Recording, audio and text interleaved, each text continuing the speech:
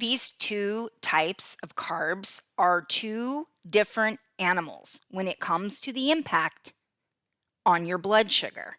And this distinction is hugely important when your goal is weight loss, improved health, or better blood sugar balance. Welcome to Rev Your Metabolism with Alicia Murphy. I'm Alicia, your host, creator of Stress Monkey Fitness, the Rev Method, and your go-to health coach for being super fit and unstoppable after 40. With 15 years of rocking the fitness and nutrition industry, plus overseeing the wellness program for a major shoe company, I'm here to share my knowledge with you. Are you ready to join me on an exciting journey to restore your metabolism, boost your health, and turn back the aging clock? On this podcast, we'll unlock the secrets to boundless energy, burning more fat naturally, and feeling confident in your own skin.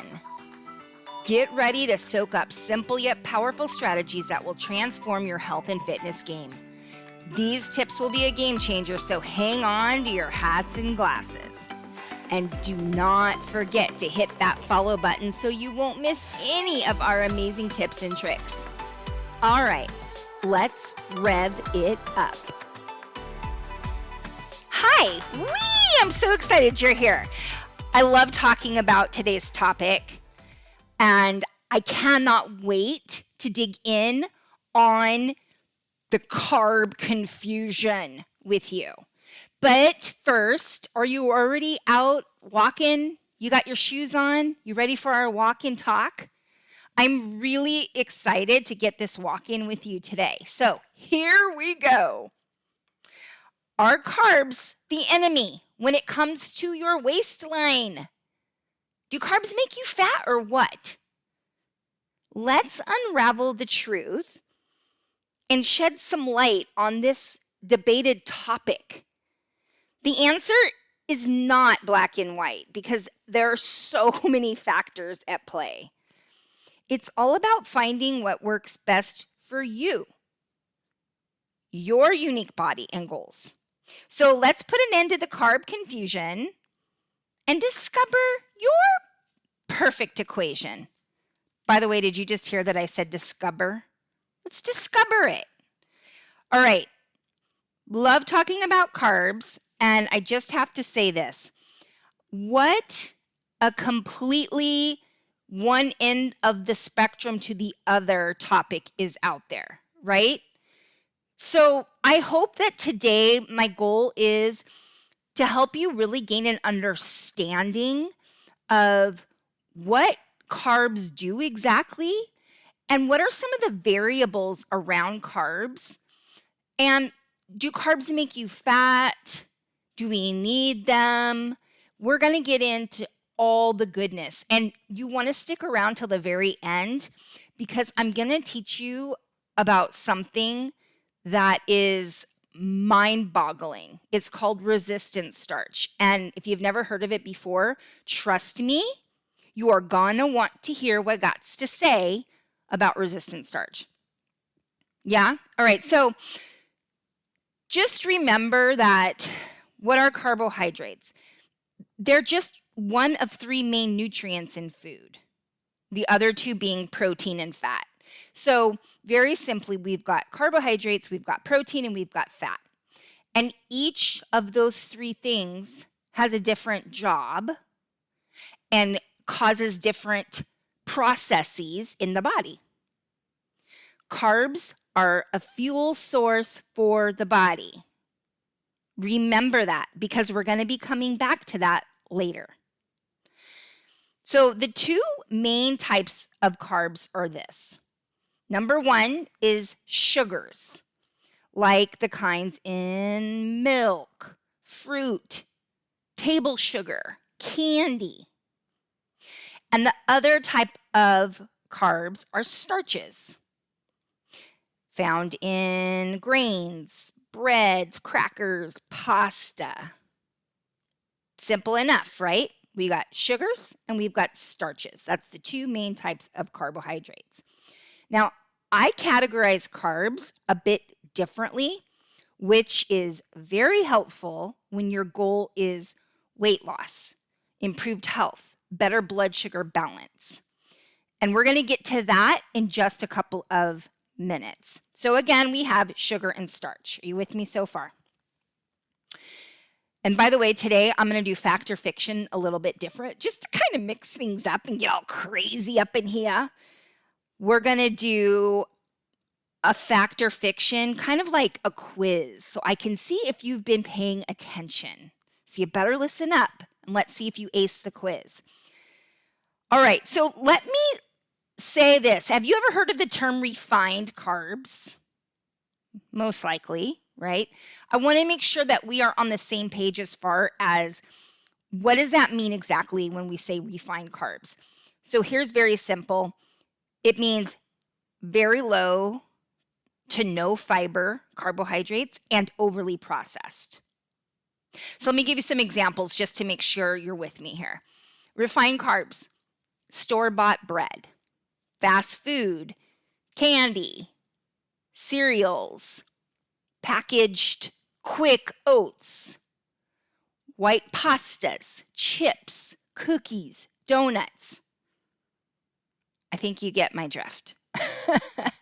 And a diet high in refined carbs on a regular basis often leads to blood sugar issues, high triglyceride levels, non-alcoholic fatty liver disease, high LDL cholesterol, that's the kind of cholesterol that we don't want to have high, and insulin resistance. You with me? In other words, refined carbs, we need to have some food for fun, but we don't want to be really having too much of those in our diet every single day. Now let's talk about what happens when we eat carbohydrates. All right, going to give you a very simple explanation. And if you've been listening to this podcast, you're like, I know, Alicia, I already know. Well, hold on, Smarty Pants, my sweet little rever. Siri's talking to me in the background. Because I'm going to make sure everybody understands this. So what happens when we eat carbs? The body breaks down carbs into the sugar glucose, which the body's cells will use. Glucose is absorbed into the bloodstream, which makes the sugar level in the blood go up. And that's what we call blood sugar. As the sugar level rises in the body, the pancreas releases the hormone insulin. Insulin helps move glucose from the bloodstream into the cells where it can be used as a source of energy. And we're going to be circling back to this in a moment. But I just wanted to make sure that we all understood the basics of what happens inside the body when we eat carbs. Now we're going to dig into how I categorize carbs. And this is such an important idea for you to grasp. So please listen up to this. If you're walking and you're looking around right now, all right, listen in. I want you to hear this part because this might just be a huge game changer for you. Because of their similar structures, sugars, starches, and fiber are all considered carbs. But remember, fiber is very different in the way it affects the body, the blood sugar, and the metabolism. I just want to make sure that if you're sitting here saying, wait a second, you said there's two kinds of carbs, sugar and starches, but now you're saying sugar, starch, and fiber are all carbs. Right, because fiber will be, or it can be, not always, but it can be in a starchy carb. It can be in a sugary carb. Does that make sense? So for example, an apple is going to be considered a sugary carb because it's a fruit and it has sugar in it, but it also has fiber, right? Is that making sense to you? Okay. So again, carbohydrates break down into glucose and raise your blood sugar. Now, how do I categorize carbs? And this is what I teach inside my program, the REV method. I categorize carbs also into two categories, but I categorize them as fibrous carbs. And then the other category is starchy/sugary carbs. I usually just say starchy carbs. And so when I say starchy carbs, I'm also referring to, because I clump all sugary starchy carbs together. And what I mean by that is fibrous carbs are going to be carbs that have a good amount of fiber. And then the starchy/sugary carbs, I categorize that as low to no fiber carbs. Why do I do it like this? Because they are two completely different animals when it comes to the impact on our blood sugar. And this distinction becomes very important when your goal is weight loss, boosting your health, or improving blood sugar and insulin resistance. So that's why I teach the breakdown between fibrous carbs and sugary/starchy carbs. Let's rewind for a second and go back to when we talked about what happens when in the body when we eat carbs. So remember we said that you eat carbs, they turn into glucose. The glucose goes in the blood sugar, or in the bloodstream. And then when that sugar in the blood is elevating, that hormone insulin has to come to remove the sugar from the bloodstream and deliver it to the cells to be used as energy, right? Here's where the distinction comes between fibrous carbs and then sugary/starchy carbs with little to no fiber. All right. When we eat these carbs that have little to no fiber, the starchy, sugary carbs, I'm just going to start saying starchy. The blood sugar is going to go so much higher because of the absence of fiber. In response to this, when the body releases the insulin, your pancreas releases insulin to lower the blood sugar, it has to release a lot more because your blood sugar is higher. The higher your blood sugar, the more insulin has to be released.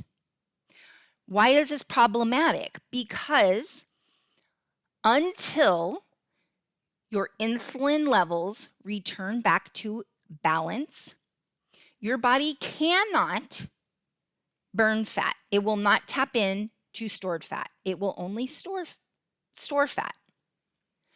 So think about this. If you're eating these, like we said, refined carbs, right? If you're eating these refined carbs throughout the day, you're getting this huge surge of insulin coming out, and it could take 3 hours, maybe 4 hours for those insulin levels to come back down. So that means your body can't burn fat for 3 to 4 hours. And then you eat them again, a little sneaky snack here and there. And it's just going to keep happening. The other problem with this is over time, when we have this constant surge of high blood sugar, high amounts of insulin, it can lead to what we know is called insulin resistance. And I think it's in episode 8 that I talk about that. So if you're not quite sure about insulin resistance, which guess what? A lot of people have, you're going to want to go listen to that episode. But now let's talk about fibrous carbs and the difference.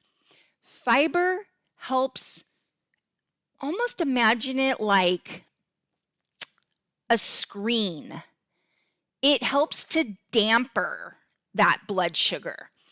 Basically, what's going to happen is it allows the body to release that glucose, the sugar that goes into the bloodstream.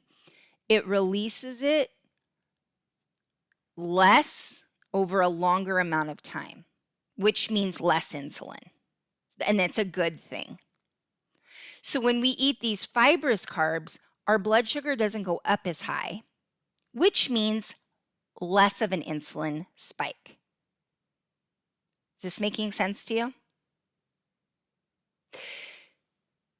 The other problem that I want to mention quickly before we move on is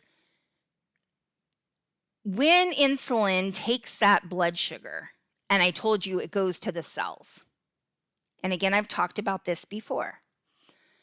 The first stop is going to be your liver and your muscles. So insulin is going to take some of this sugar and it's going to put it in your liver and your muscles. But only so much can be stored in those areas. If you're not using this sugar as an immediate form of energy, whatever doesn't fit in your liver and muscles gets stored as fat.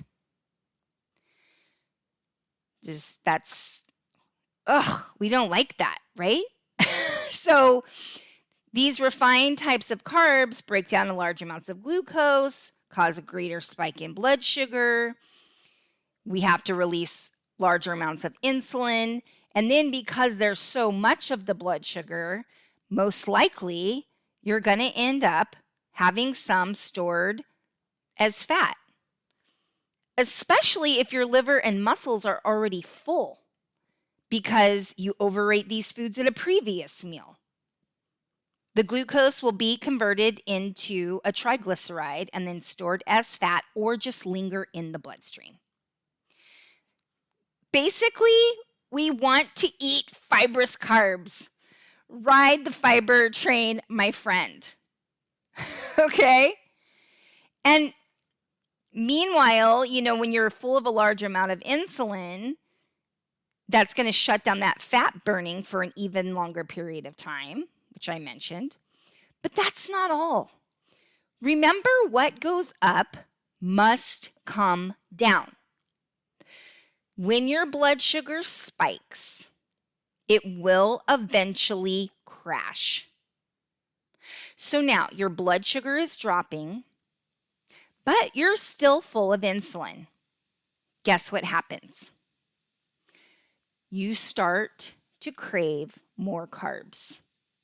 Why? Eating carbs is the fastest and easiest way for your body to get glucose in your bloodstream. So your body, you're starting to crash, right? Is this making sense? Our blood sugar's high and we're starting to crash. And the body can sense that the blood sugar is about to start dropping. And you're already full of insulin. Now your body is starting to panic because it senses this blood sugar crash coming. And it wants to make sure that your blood sugar levels don't drop low because that can mean low energy. So when your body thinks that you're starving essentially, or that you're running low on blood sugar because your blood sugar is crashing, your hormones kick in to make you crave foods that are a quick fix. It doesn't matter if your blood sugar is still within a healthy range because your body senses the crash is coming. It doesn't matter that you just ate 90 minutes ago. When your blood sugar is starting to drop at a dramatic level and you have excess insulin in your bloodstream, it will trigger carbohydrate cravings. The reality is you're not physically hungry. Instead, you're hormonally hungry and full of insulin. Ugh, I know. I'm going to tell you some good things in just a second. So, don't think this is all doom and gloom. But I hope you're starting to really kind of understand the way that carbs work And this is why, for me, it's such a problem when people say, calories are calories. No, they're not. They really aren't, because everything has a different job inside the body. So we can't just clump all calories together. Well, let's try this new little thing that I want to do today, and let's do a fact or fiction roundup. Should we call it that? Fact or fiction roundup? I'm going to ask you a couple questions to see if you've been paying attention. You ready? Fact or fiction? All right. Fact or fiction number 1. The 3 main categories of nutrients in the food, often referred to as macronutrients, are protein, fat, and fiber. That's fiction. It's protein, fat, and carbohydrates. Yes. Okay. Ready for the next one? Fact or fiction? Refined carbohydrates. Fact or fiction? Refined carbohydrates refer to a type of carbohydrates eaten by the elite people. I am over here cracking myself up. Refined carbohydrates are carbohydrates eaten by royalty. Dude, I don't even know where I'm going for that. It makes sense in my head, but it's not coming out right. Okay, so that's fiction. Refined carbs mean no fiber or really little amount of fiber and overly processed. Oh gosh. Okay, I'll do better on the next one. Let's do one more. One more. All right. When you eat, fact or fiction, when you eat fibrous carbs, it helps your blood sugar to not go so high, which means less insulin gets released. Yeah, that's fact. All right, are you ready to move on with my refined carbs? Oh my God. Okay, here we go. Now, this is what we really need to dig in on. Do carbs make you fat? Oh, this has so many variables. I'm going to do my best to break this all down, because this is such an individual thing. It depends on so much. It depends on your age, your gender, how active you are. So many things, Rever. But let's try and decode this, and hopefully you're going to be like, I understand it all now. All right, here we go. So first, remember back to what I said in the beginning of this podcast about really simplistically, what are carbs? Carbs are a fuel source for the body. That's what I want you to think of carbs as. Carbs are fuel. Now, imagine, and hopefully this analogy makes sense, because again, this is one of those things where it makes sense in my head, but then when I say it, it might not make any sense out loud. Let's try it. Okay. Let's pretend that a car is your body. So I want you to imagine the most badass car, the car of your dreams. Mine would probably be a 69 Chevy Camaro. Imagine the car of your dreams. That's your body. And gasoline is carbohydrates. Are you with me so far? All right, so the gasoline is the carbs, and this car is your body. Now, if you're not driving very often, or if you're barely driving at all, do you need to put a ton of gasoline in your car? And if you do, the gasoline's going to overflow. I mean, does this make sense? So it's the same with your with the carbs and your body. Yes, carbs can be useful. And I'm going to explain to you, there are times when you want to eat starchy carbs and you want your insulin to go up. So please do not take away from this that insulin is bad. It is not. But too much insulin all the time is not a good thing. So in a second, I'm going to dig into explaining, I guess, what we could call carb timing. But for now, I want to expand on this thought of, all right, carbs are a fuel source. So think about it. If you are not active, if you have a desk job, if you are not exercising, if you are sitting around all the time, not doing much of anything, do you need a lot of carbohydrates? Do you need a lot of gasoline in the tank?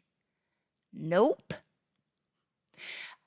And as we age, women over 40, and some men too, start to have a harder time processing carbohydrates. Now, I think a lot of that comes from the fact that a lot of women, as they age, lose muscle mass. And that's going to be one of the variables that I'm going to explain. But the more active you are, the more you're going to need that fuel. I hope this makes sense. So if I'm driving a lot, I got to put more gasoline in my car. It's that simple. So it's not that carbs are bad at all. But what it is that if you don't need a ton of fuel to get through your day, you don't need a ton of carbs. What I do want you focusing on, Rever, is protein. I want you to focus on your protein. That is where I want you to put all of your effort. And once you nail that, then you can start to dilly-dally around with the carbs. But for now, whatever you want to weigh, your ideal weight in pounds, that's how many grams of protein I want you to aim for to get in a day. Just doing that, step one, is going to make a huge difference. But let's get back to the carbs, because that's what this podcast is all about. All right, so as we age, it's harder for our body to process carbs. And I'm talking specifically about the sugary, starchy carbs with little to no fiber. Takeaway here is ride the fiber train. Get those fibrous carbs. So who needs a higher carb intake? Because yeah, there are people that need a higher carb intake. And I think right away, you should kind of be able to guess who that population might be. I mean, of course, yeah, like children, because why? They're so active. Their metabolisms are amazing. But let's talk about adults. So younger adults are going to be much better at processing carbohydrates. Endurance athletes, because they need to fuel their engine. They need more gasoline in the tank because they're using it. People who are strength training, that's the big takeaway. I see these Instagram accounts where the influencer is telling people that what bullshit it is, that eating carbs is bad for you. And I agree to an extent. However, most of the time, these people who are, they're shredded and their audience is also lifting weights on a regular basis, that's a whole different ballgame, which I'm going to get into right now. So that's another one of the variables. So let me just quickly, because I feel like I'm kind of all over the place right now. I'm enjoying this walk with you too much, and I need to bring it back home and focus. Variables. Your age. If you are over 40, it's going to be harder for you to process those sugary, starchy carbs. There's multiple reasons, but hormonally, there's all kinds of reasons, but a big one is going to be, as we're losing muscle mass, our body has a harder time processing carbohydrates. Okay, that's variable number one. Gender is going to be a variable because men tend to have more muscle mass than we do. right? And they have more testosterone, right? Another variable is going to be what's your overall activity look like? Are you active? And I'm not talking about working out. I'm just saying, are you active? Are you getting 10,000 steps a day? Are you on your feet all day? That's another variable. The fourth variable I want to talk about, are you working out? And by working out, I don't mean taking a yoga class. I'm talking about lifting weights, doing high intensity intervals, working out hard, and whatever that means for you. Don't compare yourself to the CrossFitters down the street. I'm talking about working out hard for you. That's another variable. Okay. So there we have 4 variables: age, gender, overall activity. Are you working out? Are there any other variables that I want to talk about right now? Oh yeah, the 5th one. Are you having blood sugar issues, which means you're insulin resistant? That is another variable. You got to scale back on the carbs for a while. Give your cells a break. Help them to be more sensitive to the insulin. A lot of times, if you can do that, you're starting to become more insulin sensitive, which is the opposite of insulin resistant. Your blood sugar gets better. Then you can start to slowly reintroduce those carbohydrates, right? Okay, we got to move on, but I just want to make sure. Age, gender, overall activity. Are you working out? And I mean like lifting weights. And number 5, do you have blood sugar issues and insulin resistance? Those are the 5 big, huge variables that we need to stop and think about before we are carb loading, okay? Before we're having a carb extravaganza. Moving on. So who needs a higher carb intake? I just went over that, but I want to bring it back to working out. So this brings up the whole, what some people call carb timing. I think that's really making it a little bit overly complicated. There are times when we want those starchy carbs and when we want our insulin levels to go up. Let me explain why. Insulin is an anabolic hormone. Anabolic means building up. So insulin wants to either build up fat or it wants to build up muscle. When you work out, and again, I'm talking about an intense workout, and please, if you're not lifting weights, please start lifting weights. And body weight counts as lifting weights, especially in the beginning. And I have so many different workouts on my YouTube channel, Stress Monkey TV. There's a link in the show notes. You could start there. Just start somewhere. Your focus should be getting stronger. When we work out, when you are done working out, and it doesn't have to be within 30 minutes of working out like we used to think, within a couple hours of working out. Oh, God, Siri keeps talking to me, you guys. She's driving me nuts. You have this window where your muscles are very insulin sensitive, again, which is a good thing. And I'm not going to go too far down the rabbit hole, so don't worry. But the point is, after a workout, when you lift weights or do some type of intense workout, you want to eat, listen to what I'm saying right now, starchy carbs and lean protein. We want to try to avoid fat. Okay? Starchy carbs and lean protein. This is going to be a perfect combination to help your body to build lean muscle. Let me give you a few examples of what I'm talking about. A chicken breast with the sweet potato. Salt and cinnamon on a sweet potato is absolutely incredible. You don't need to put butter. Rice and grilled fish. Oatmeal with some banana. Put some protein powder in the oatmeal because you need that protein. Making sense? Okay. Now, I'm going to just touch on this because we're already about halfway through our walk. And I don't know, I like to keep these, I try to keep these to about 30 to 35 minutes. So this is going to be a little bit longer. But quickly, I want to talk about the relationship between fats and carbs. This is something else you got to understand. After this, I'm going to talk about resistant starch, which is going to blow your mind. And then we can be done with our walk for today. All right, the relationship between fat and carbs. They have an inversely proportionate relationship, meaning when fat is high, you want carbs to be low or non-existent. When carbs are high, you want fat to be low or non-existent, or you're having a little bit of both. And again, I got to do a whole episode probably on how fat cells work. But basically, I want you to imagine this. I want you to imagine a circle in front of your face right now. Just draw the outline of a circle in your mind.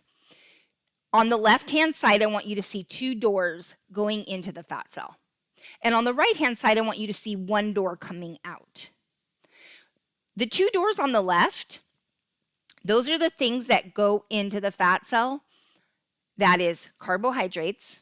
Really, it's glucose, but the glucose comes from the carbohydrates, all right? So carbohydrates go in 1 door. The other door is fat. And inside the fat cell, it all becomes fat. The 1 door out, the exit door, obviously fat exits because it's a fat cell, so inside the cell is fat. So the takeaway that I'm trying to explain to you here is when you're eating things that have a lot of carbs and a lot of fat, it's going to be much easier for your body to store fat, okay? Because those 2 doorways go into the fat cell. So you really want to keep this in mind.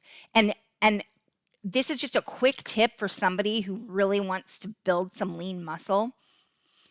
If you work out in the morning, you really want to, again, after that workout, I would say within, 2 to 3 hours, you want to get the starchy carb and the lean protein in.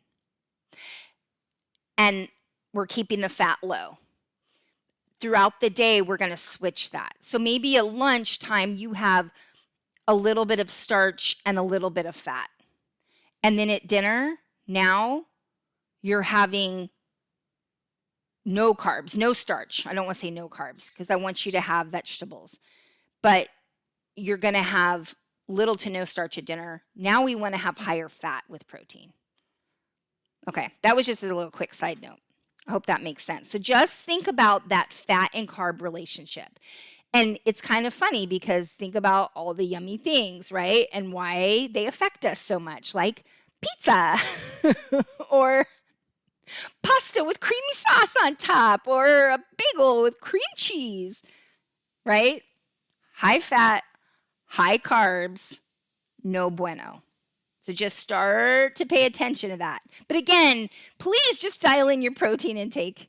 That's step 1, Rever, okay? All right, last thing I want to talk about resistant starch, and then we'll stop this walk before our legs fall off. This is rad. What are resistant starches? It's a form of carbohydrates that acts like a fiber, is resistant to digestion, and instead feeds gut bacteria. In episode 18, we talked all about gut bacteria, how important it is. So basically, a resistant starch feeds that good gut bacteria. It's a type of carbohydrate that acts like a fiber. So right now I'm going to tell you, it's freaking good. Resistant starch doesn't get digested in your small intestine.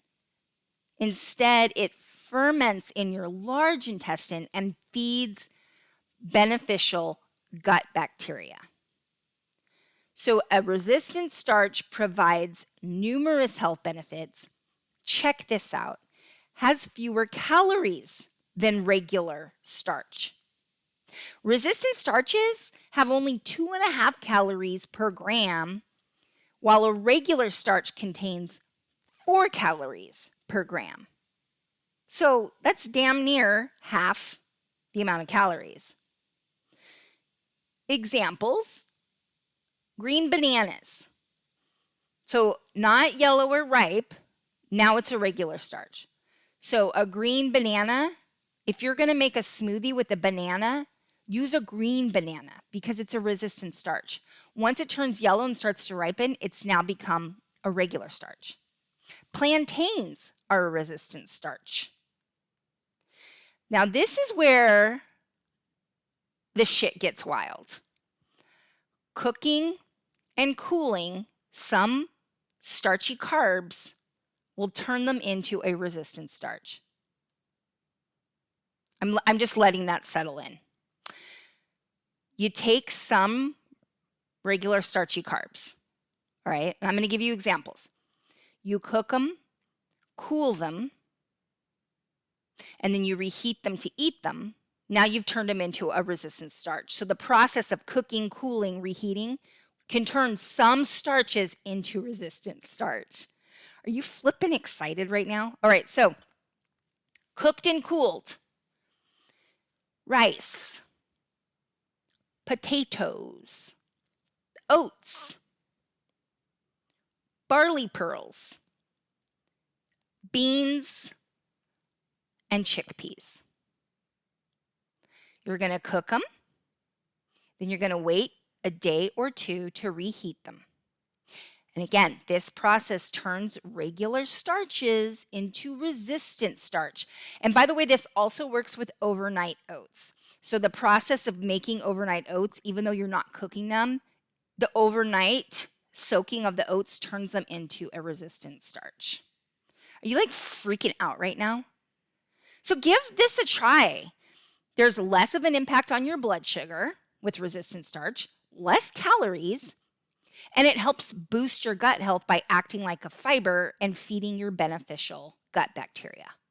What the heck is not to love? Here, I tell you what, Rever.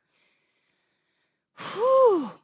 I'm exhausted by this topic. And I'm sure later I'm going to be like, oh, there's so many other things I could have said. But man, I hope that this has kind of helped to clear some things up for you as far as carbs go. But again, at the very core of it all, I want you to start to think of carbs as fibrous or starchy/sugary. I want you to start to think carbs are fuel. So if I'm sitting on my duff all day long, that day, I'm just not going to need as many carbs. But on the days where I'm really active, that day, I'll eat some more carbs. The other big takeaway I want you to take out in the world with you after today is when we are lifting weights or doing an intense workout, within a couple hours after, I want you to eat lean protein and starchy carbs, little to no fat. It's going to help to build that lean muscle. All right. Ooh, baby. That's good, right? I love talking about carbs. You want to hear more about carbs? Hey, if you have any more questions about carbs, you need to just shoot me an email and I'll talk about it. Okay, so I hope you have a really great rest of your day. Please leave me a rating, a review if you have time. It helps so much. The more ratings and reviews I get, the more they put my podcast out in front of other people. And, maybe share this with a friend and tell them whoo, this is some good info. All right, Rever, I love ya. I love walking with you. I hope you have a fantastic week, and I will talk to you very soon. Bye for now.